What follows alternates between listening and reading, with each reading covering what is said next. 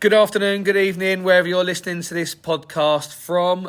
This is episode 4 of Sport Talk at Townsend. Now, we have got some updated technology we're going to be using today. We have got microphone. However, we've done a few tests, and boys, we're not really sure if it's working or not, are we? No. Please tell us if it's working. So if it is working, then fantastic. But if it's not working, then we'll try again next week. So as you can see, we're always evolving all the time. So I've got regular host George with me. Hello. And then Luke has come back for his second stint as podcast host. Hello. So we're going to go with the normal structure that we usually do. So we're going to look at the results from the Premier League. We're going to talk a little bit about how St Albans and Boreham Wood have got on this week. And then we're also going to talk about the Grand Prix this weekend, because there was a Grand Prix in Azerbaijan this week.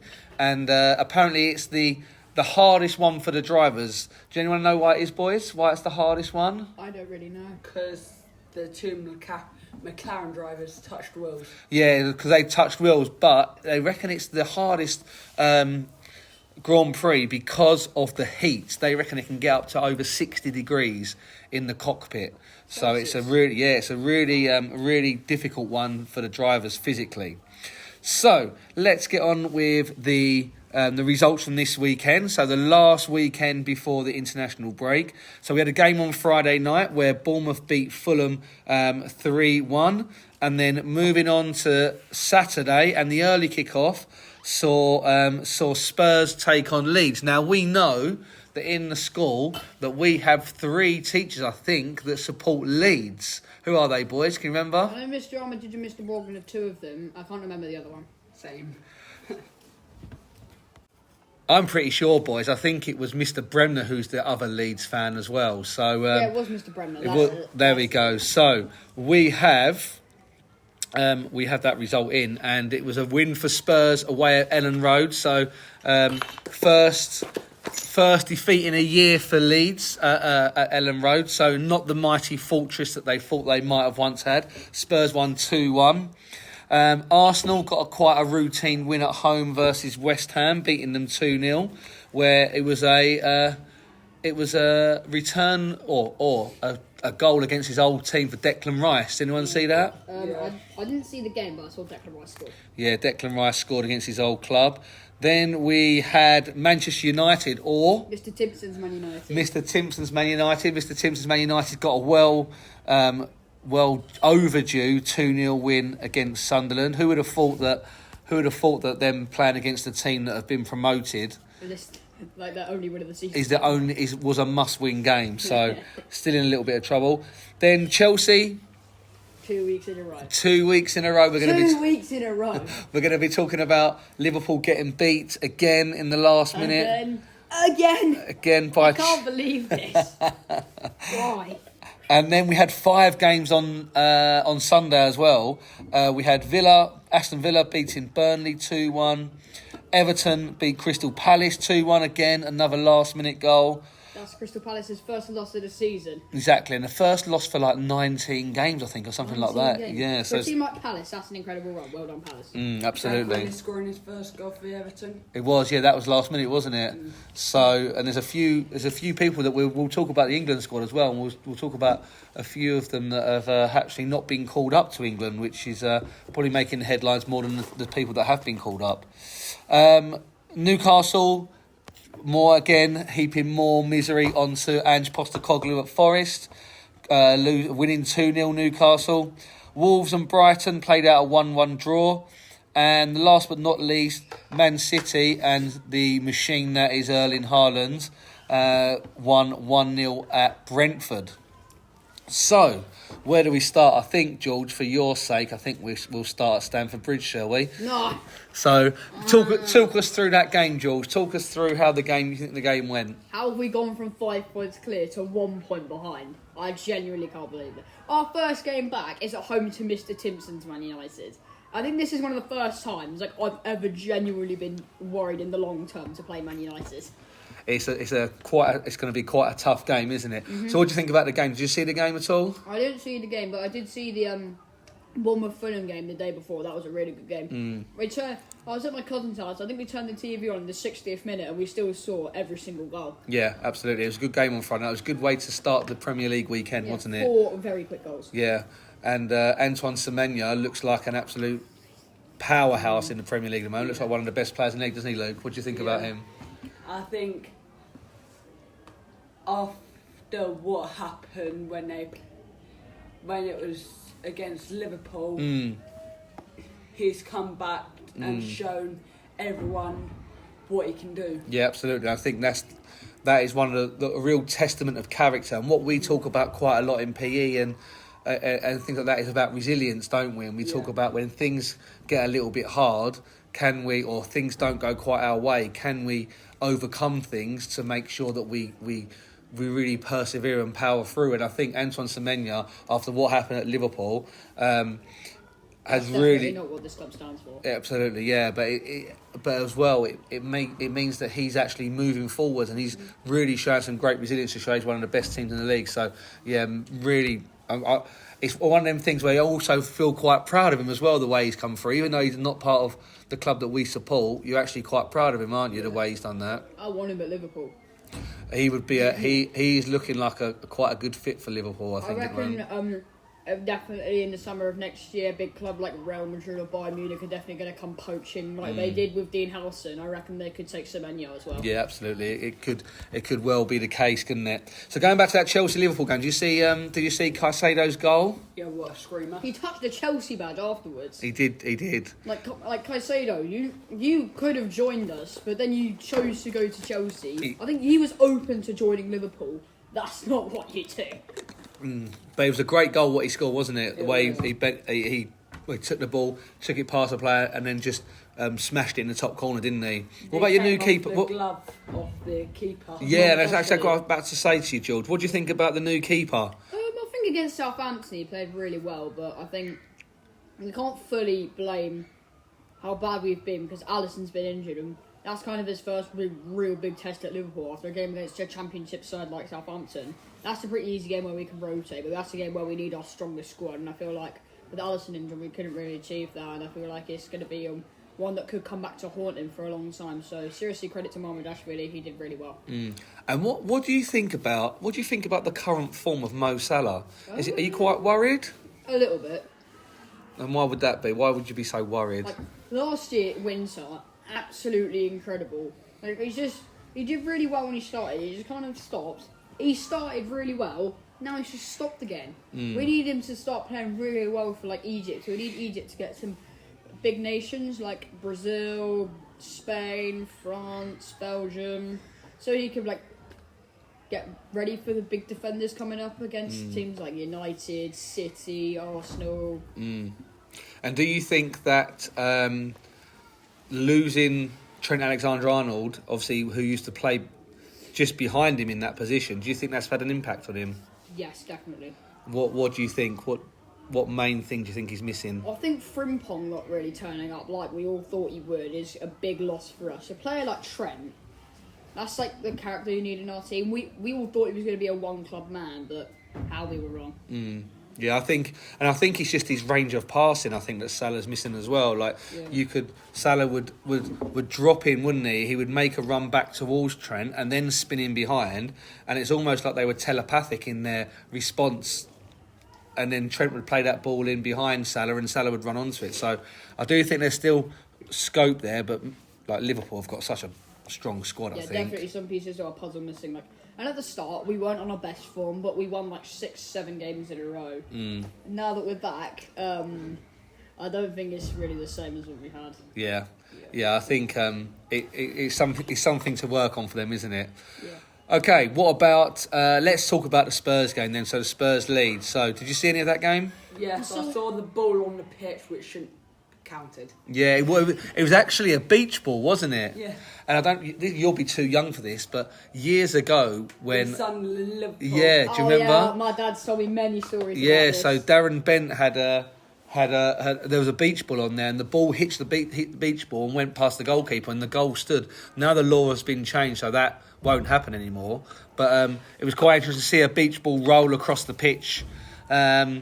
but it didn't interfere with play, so we can get away with that one. But I think it's a really good positive result for Spurs. You have to think about, we haven't really hit our straps yet and gone as well as we thought we could go, but we've lost one game this season. And I think it's really, really positive to pick up 4 points in the Champions League. Currently sitting, I think, third in the table. Definitely a step up from 17th. Definitely a step up from 17th, which... but there was a trophy at the end of that. Don't forget about that, George. There definitely was a trophy there. And there was a trophy in it for us as well. There was. Your trophy was maybe a little bit bigger than our trophy, but... You think? But 17 years without a trophy, George. That's got to mean a lot. It did mean a lot, absolutely, it did. Yeah, but great result. And obviously, Mohamed Kudus getting his first goal for Spurs as well. Well done, Kudus. So he seems like he's finding his feet at Spurs finally, and now playing for a big club because he's obviously left West Ham. Yeah. And there was 2 Frenchmen on the score sheet as well. There was 2 Frenchmen on the score sheet as well. So, really interesting time at Spurs, and hopefully long may that continue. Let's have a look at... Shall we cover Mr. Timpson's Man United? What should we do? Let's do it. Let's cover Mr. Timpson's Man United. And what do you think about their result of the weekend? Much needed, wasn't it? I think for Man United fans, if your must-win game is against Sunderland, then you've got to start worrying. Yeah. Yeah, I mean, I didn't see the game at all, but I saw the highlights of it, and it looked like they were fully in control. So it was an interesting one for them, wasn't it? It was an interesting one in terms of them being 2-0 up and actually keeping that clean sheet, which is going to be really important for Almeron moving forwards. And they did beat Sunderland. Bear in mind, they conceded 12 penalties away at Grimsby. Yeah, absolutely. Yeah. That was a game that I'm sure that Mr. Timpson and the rest of the Man United fans will want to forget, isn't it? The one with Grimsby. Yeah, it's like us with the Plymouth game a few years ago. It was Definitely. last season, it was. Yeah, 7-9 that was last season. Yeah, last season, wasn't it? When Liverpool lost 1-0 to Manchester United.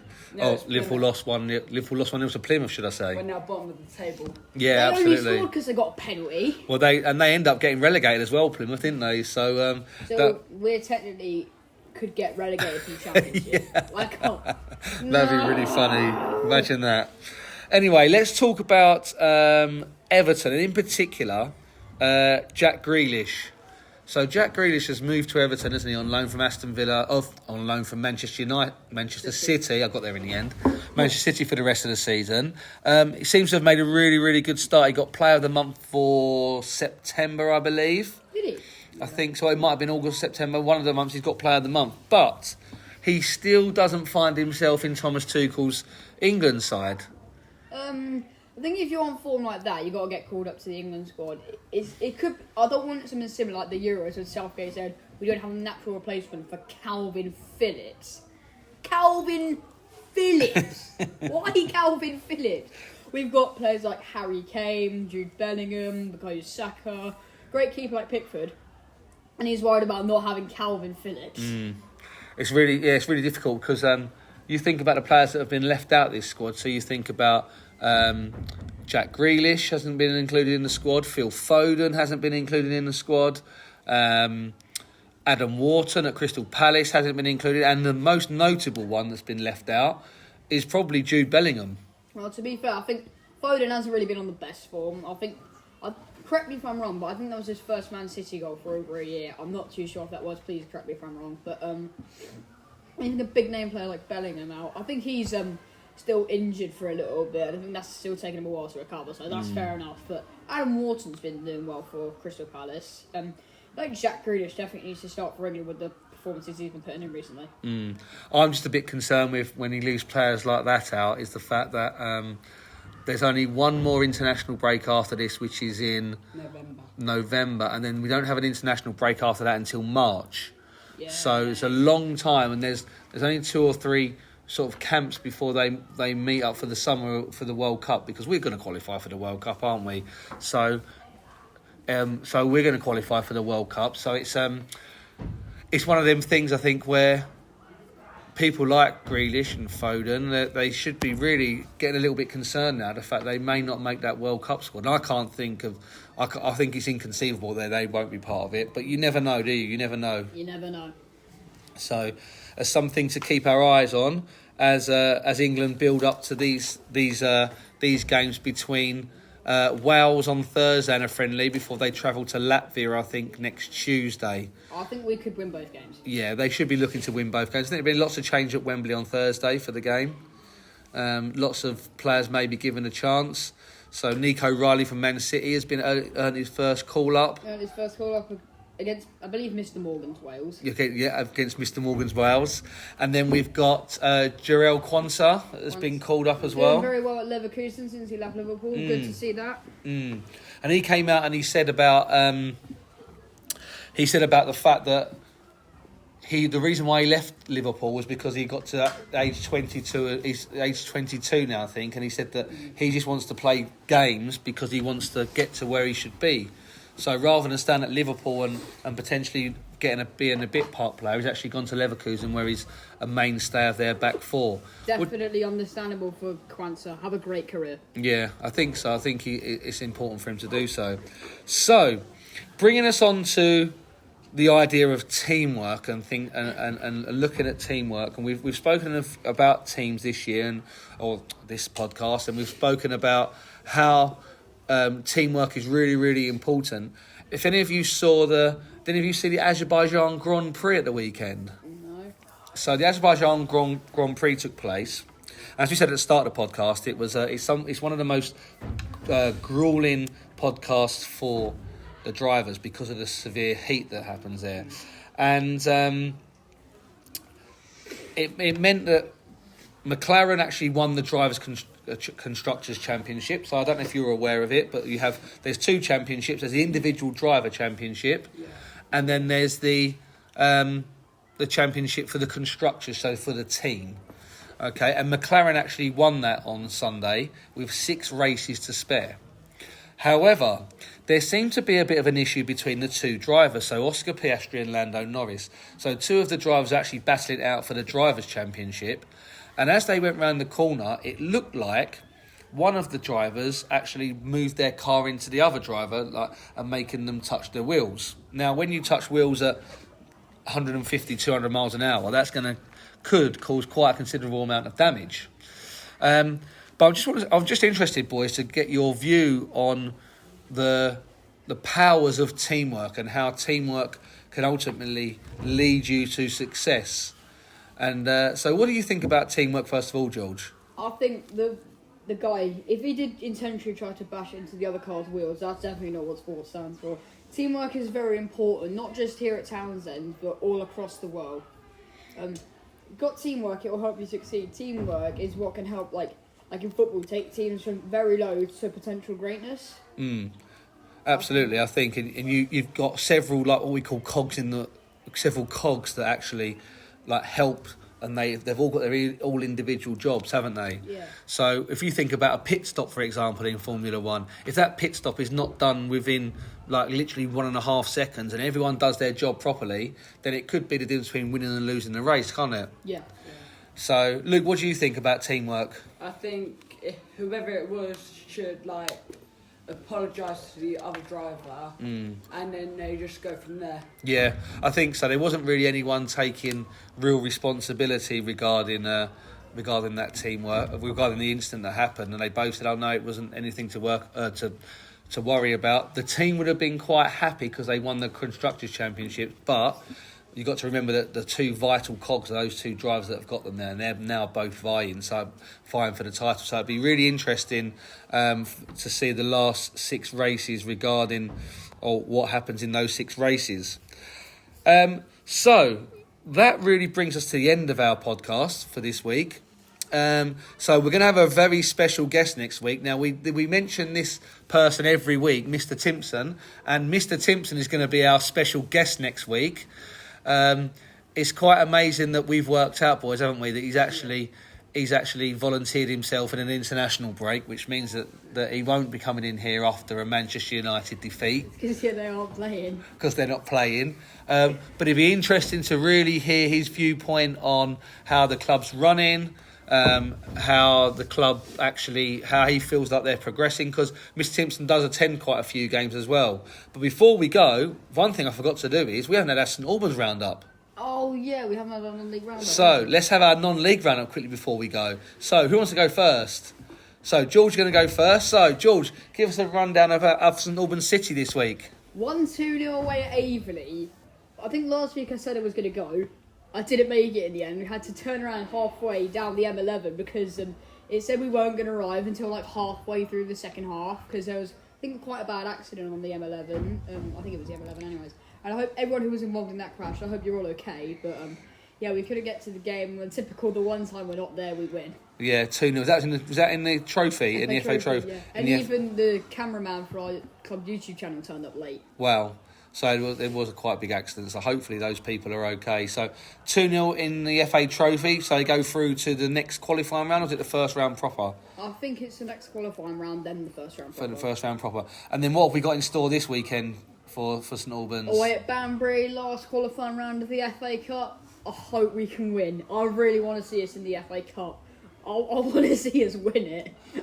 I don't think we'll win it though. That'll be quite a hard thing, especially when the big boys come in at round 3. But yeah. To get to the first round proper for any non-league team is really important, both for the club but also financially as well. It's a really important thing for them to do.